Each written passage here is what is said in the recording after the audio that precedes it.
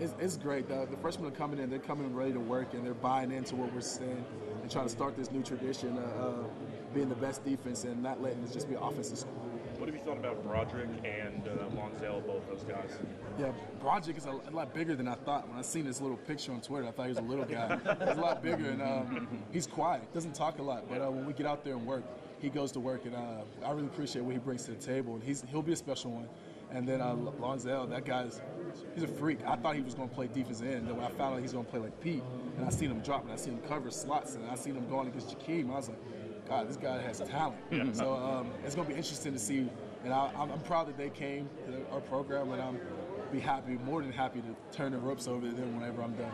As a senior leader, you and some other guys have played a lot of football around here, man. So just talk about growing into those leaders as seniors and just kind of how you feel like you guys have done in the offseason trying to do that.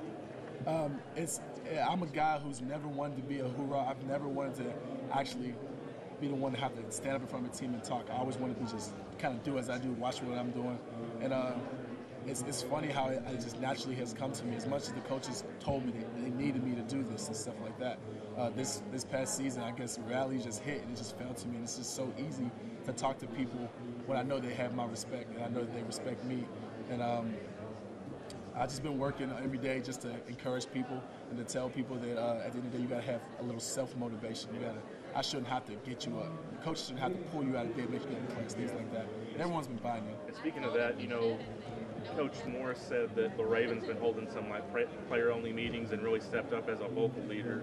So what have you seen out of him, and just what is it? Has it surprised you, or what have you seen out of the Ravens?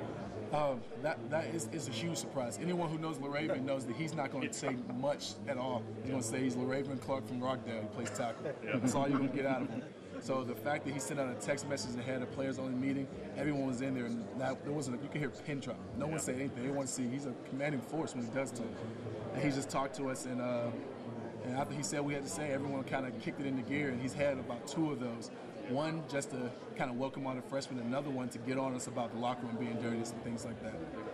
You talked a minute ago as I walked up about bringing a better defense to Texas Tech. It's a school that's always been known for its offensive out, but is one of the encouraging thoughts, if you are a defensive player at Texas Tech with Coach's offense, I mean, if you give up 28 points a game instead of 40 points a game, you're going to win a ton of games there. Yeah, I mean, knowing that in the back of our pocket we have one of the best offenses going on in there, literally the best scheme offense you can have in college football. Everyone's going to the air raid, so I appreciate the fact that I'm going against what everyone else is trying to do and getting the practice in them. I mean, it's great to know that our offense is going to hang 30, 40 points on our team, But at the same time, we don't go in there relying on the offense. We want to go in there and we want to be the reason that the offense wins. Even the offense scores 35 points, I want to have that big sack that closes out the game and things like that. Branden, you mentioned you've been under a whole bunch of defensive coordinators. How difficult has that been? Change at all? The first change was kind of difficult because I was recruited by the defensive coordinator was there, so I kind of grew to like him. But after that, it was kind of just business as usual approach. Like I put it in my head that in the NFL, you have no control who's coaching you. You don't know where they're going to be, and there's been plenty of times where a defensive coordinator has left and the team has still been successful. And that's how I take it day by day. Do recruits that come and visit and talk to you, do they ever ask you about the defensive coordinator changes or anything like that? No one has ever come on a recruiting visit and asked me that. I feel like everyone thinks that their coach is going to be there for their entire tenure at a school. But if one was to come and ask that, I would just simply tell them, like, you're picking a school, don't pick it for a coach. Pick your school for what feels closest to home, what gives you the best opportunity to succeed. The guys down here at the other end of the room here at TCU, was this time last year when they were the ones coming off of a 4-win season. People weren't expecting much from them.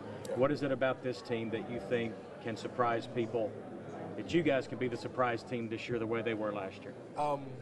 I just feel like we have all the talent. You look at from top to bottom, you look at every position. We have one of the better athletes in the entire conference. You can argue. Go ahead and you look at the TCU, the debacle that happened there, and the tough game we had, and then the way we played Baylor, and they tied for the Big 12. I mean, that just shows that we have the talent to win. We just got to put it all together. And just on that statement alone, you should know that there's a lot to look forward to in this next season.